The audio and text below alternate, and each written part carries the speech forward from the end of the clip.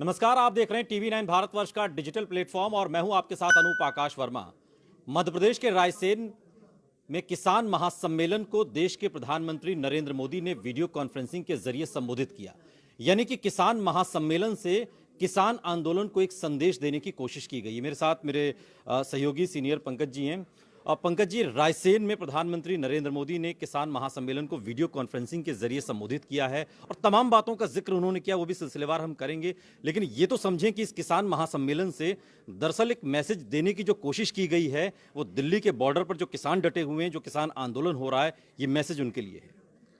देखिए, प्रधानमंत्री साफ कह रहे हैं कि जिस तरह से किसान आंदोलन चला है और जिस बात को लेकर के चला है कि पूरी जो कृषि प्रणाली है उसका कॉरपोरेटाइजेशन होने जा रहा है, ये आरोप ही पूरी तरह से झूठ है।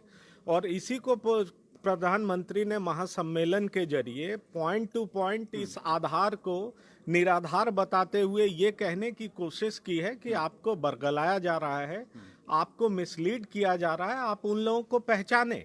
और इस क्रम में उन्होंने ये कहा कि स्वामीनाथन की जो रिपोर्ट थी 8 साल से कांग्रेस दबाती रही, हमने उसको सामने रखा, हमने उसको इम्प्लीमेंट किया। प्रधानमंत्री अंत में साफ साफ ये कह जाते हैं कि अगर आपको एग्रीमेंट करना है तो करिए, आप पे कोई दबाव नहीं है कि आप किसी कॉरपोरेट के लोगों के साथ एग्रीमेंट करिए। आपकी जमीन कोई लेने वाला नहीं है। पहले आप मंडियों तक बंधे हुए थे, अब हमने आपको छुटकारा दिलाया है। आपको जहां ज्यादा पैसा मिले, जहां ज्यादा लाभ हो, ये पूर्ण आजादी है और ये हमने आपके लिए किया है। इसलिए आप आंदोलन को छोड़िए और उसके बावजूद भी अगर आपको कहीं भी किसी पॉइंट पे डाउट है तो आप हमसे आकर के बात करिए। लेकिन पंकज जी, चूंकि आमतौर पर जब भी प्रधानमंत्री का संबोधन होता है तो उसकी जो अवधि होती है वो लंबी होती है और इस बार का भी जब किसानों का महासम्मेलन हुआ तो एक लंबा संबोधन प्रधानमंत्री का रहा। हर एक बिंदु पर प्रधानमंत्री मोदी किसानों को समझाते हुए नजर आते हैं। वो ये समझा रहे हैं कि आपके साथ किसी तरीके का कोई छल नहीं हो रहा है, जो हो रहा है वो दरअसल राजनीति हो रही है। लेकिन बावजूद इसके ये सिलसिला आज तकरीबन 23वां दिन है। कहां समस्या है? सरकार समझा नहीं पा रही है या किसान समझ नहीं पा रहे हैं? संप्रेषण में कमी है या समझने में दिक्कत है? अब क्या लग रहा है जब प्रधानमंत्री मोदी का भी संबोधन हो गया इस पर? देखिए, शुरुआत में जब आंदोलन चला तो शायद सरकार ने ये एंटिसिपेट नहीं किया था कि आंदोलन इतना लंबा चलेगा और किसान इस तरह से डटे रहेंगे। बाद में कृषि मंत्री हरकत में आए और किसान के कुछ संगठनों से उन्होंने बात करने की कोशिश की। कुछ संगठन को शायद समझ में आया, लेकिन हरियाणा, पंजाब और ये वेस्टर्न यूपी के जो किसानों का समूह यहाँ बैठा है, वो किसी भी बात के लिए राजी नहीं हुए। अभी हालत ये है कि कोई डायलॉग हो नहीं रहा है, इसलिए सुप्रीम कोर्ट को इंटरवीन करना पड़ा है। सुप्रीम कोर्ट ये कह रही है कि एक कमेटी बनाएगी जिसमें हर तरफ के रिप्रेजेंटेटिव होंगे और दोनों पक्ष उनके सामने अपना जो है दिक्कत है, कंफ्यूजन है, वो रखेगा और उसको दूर की जाएगी। प्रधानमंत्री 23वां दिन महासम्मेलन के जरिए जो उनको समझ में आया है कि इस पॉइंट पे कंफ्यूजन है, इसलिए उन्होंने इसको दूर करने की कोशिश की है। आम बातचीत में आप किसानों के बीच में जाइए तो वो कहते हैं कॉन्ट्रैक्ट फार्मिंग को लेकर के हमें दिक्कत है और इसमें क्या होगा कि कॉरपोरेट घराना हमारी जमीन ले लेगा। प्रधानमंत्री ने इस पर काफी जोर दिया है कि आपकी मर्जी, आप एग्रीमेंट करिए, नहीं मर्जी है मत करिए। साथ ही साथ प्रधानमंत्री ये बताना नहीं भूले कि पहले किस तरह से यूरिया पर भी पाबंदी थी, कुछ को मिलता था, कुछ को नहीं मिलता था। हम आए तो हमने इसका ब्लैक मार्केटिंग भी बंद कर दिया। हम आपको, प्रधानमंत्री अंत में ये कह गए कि हमने आपको पूरी आजादी दी है, आप स्वच्छंद हैं, आप बिल्कुल स्वतंत्र हैं, अपना बाजार चुनिए और पहले जो पाप हुए हैं उसके प्रायश्चित करने के लिए हमने ये कृषि कानून लाया। लेकिन देखिए, तकरीबन 6 महीने हो गए अध्यादेश और उसके बाद कानून, और अब जब साल का आखिर है, खत्म होने को आया, तब हम देख रहे हैं किसान गुस्से से उबल पड़े हैं। लेकिन एक सवाल किसानों के मन में भी है कि आप गुजरात चले जाते हैं, वहां के किसानों को संबोधित करते हैं, मध्य प्रदेश के किसानों को संबोधित करते हैं। क्या एक संबोधन का इंतजार दिल्ली की सीमाओं पर बैठे हुए किसान भी कर रहे हैं प्रधानमंत्री से? देखिए, अब सवाल है कि प्रधानमंत्री डायरेक्ट तो बात करेंगे नहीं। प्रधानमंत्री ने मेरी समझ से मध्य प्रदेश को इसलिए चुना था क्योंकि कांग्रेस पार्टी की सरकार बनी। कांग्रेस पार्टी ने 10 दिनों में बहुत कुछ किसानों को करने के लिए जो वादा किया था, शायद कांग्रेस पार्टी उस पर खड़ी नहीं उतरी और 2019 का चुनाव बता गया कि इससे उनका कितना नुकसान हुआ है। तो जाहिर तौर पर प्रधानमंत्री बार बार इस बात का हवाला दे रहे थे कि ये लोग आपके साथ वादा क्या करते हैं और उसको अमली जामा कितना पहनाते हैं।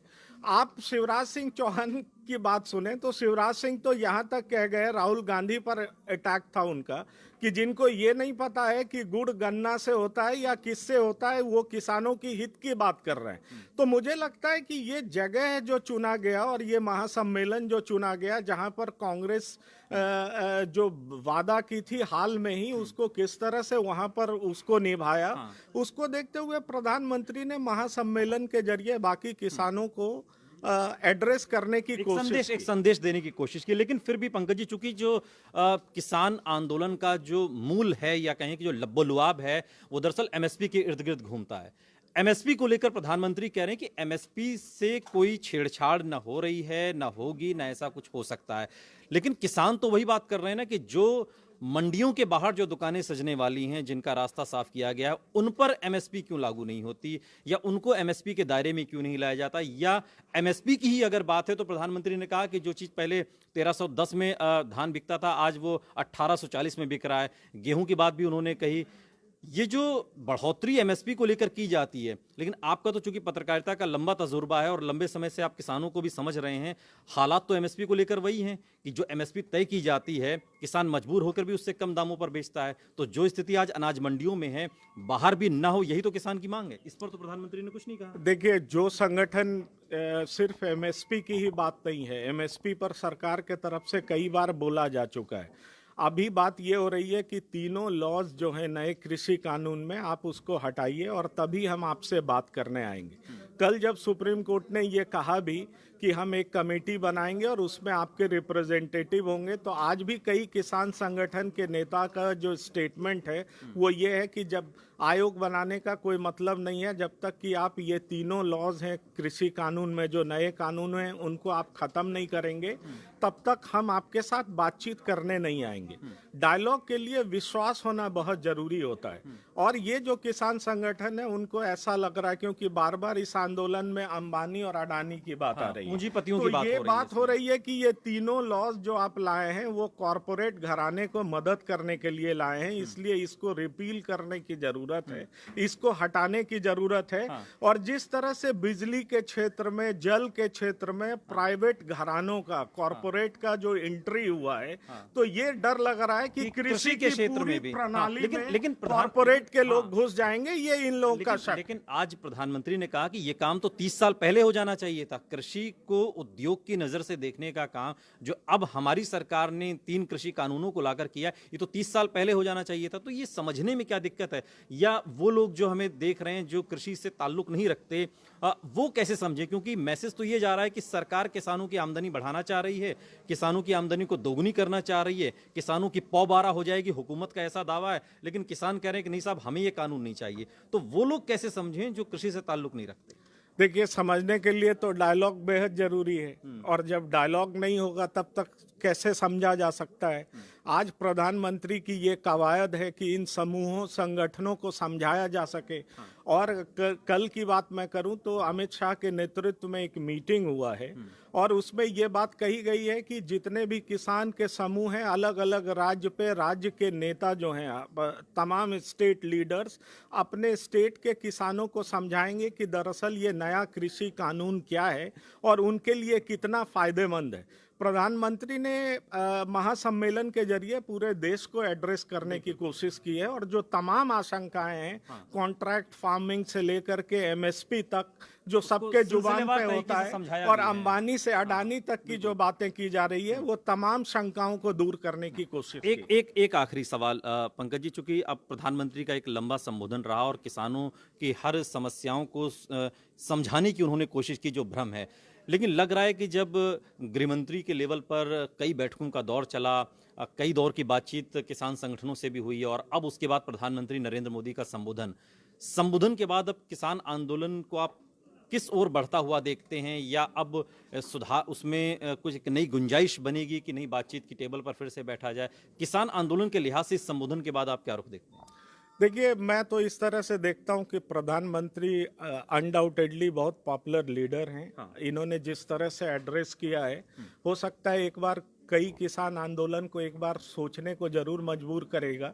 दूसरी बात यह है जो बीजेपी रूल्ड स्टेट हैं वहाँ के लीडर्स एक्टिव होंगे, इनके काडर एक्टिव होंगे और अपने अपने जगहों पे किसानों को समझाएंगे कि ये कानून उनके विरोध में नहीं है। लेकिन जो लोग यहाँ बैठे हुए हैं मुझे नहीं लगता कि उनका सरकार पर भरोसा है। फाइनली ये देखना होगा कि ये जो आंदोलन है वो कितना लंबा चलता है और जो सुप्रीम कोर्ट का कहना है कि एक कमेटी बना करके आप सब लोग अपनी बात रख सकते हैं, तो वो कमेटी किस तरह का रोल प्ले करती है ये देखना होगा। लेकिन मुझे ऐसे लगता है कि देश का एक बहुत बड़ा वर्ग जहाँ पे बीजेपी शासित प्रदेश है, अपने नेताओं को भी इन्होंने एड्रेस किया है, बताया है कि किसान नए कृषि बिल को लेकर के आपको जो भी डाउट है दूर कर लीजिए और अपने लोगों में जाइए, बताइए, समझाइए। और अपना जहाँ पे बीजेपी रूल्ड स्टेट है वहां पर भी ये मैसेज देने की कोशिश की है। एक कैलाश विजयवर्गीय का एक स्टेटमेंट है कि 1 लाख समर्थन में हम बिल के किसानों को दिल्ली पहुंचा देंगे। आने वाले समय में कुछ ऐसा तनाव जैसा माहौल तो होने की आशंका आपको नहीं लगती? एक तरफ विरोध में बैठे, एक तरफ समर्थन में। मुझे नहीं लगता तनाव की कोई वजह होगी। तनाव करने यहाँ पर कौन आएंगे? आफ्टर ऑल गवर्नमेंट किसकी है? बिल्कुल तो ये कैलाश विजयवर्गीय थोड़ा ज्यादा कई बार बोल जाते हैं, ये बात सच है। लेकिन मुझे नहीं लगता कि इस तरह के कोई अब आसार मुझे नहीं दिखाई पड़ा। शुक्रिया पंकज जी। लेकिन चूंकि प्रधानमंत्री नरेंद्र मोदी का संबोधन और मध्य प्रदेश की धरती रायसेन को संबोधित कर रहे थे वीडियो कॉन्फ्रेंसिंग के जरिए, बहुत सारी बातें कही हैं, तमाम बिंदुओं को सिलसिलेवार तरीके से रखा है, अपनी सरकार की उपलब्धियां बताई हैं, पूर्व की यूपीए सरकार को सवालों के घेरे में भी खड़ा किया है, चाहे वो खाद की बात हो, चाहे वो एमएसपी की बात हो, हर एक बिंदु पर उन्होंने अपनी सरकार की वाहवाही की है। लेकिन जो किसान आंदोलन कर रहे हैं उनके कुछ सवाल हैं, उन सवालों का जवाब क्या आने वाले समय में मिलेगा और आज के संबोधन में क्या मिला है ये अपने आप में सोचना होगा। यहाँ रुक रहे हैं लेकिन आप कहीं जाइएगा नहीं। देश और दुनिया की तमाम बड़ी खबरों के लिए देखते रहिए TV9 भारतवर्ष। परवाह देश की, सोमवार से शुक्रवार रात 10 बजे TV9 भारतवर्ष पर।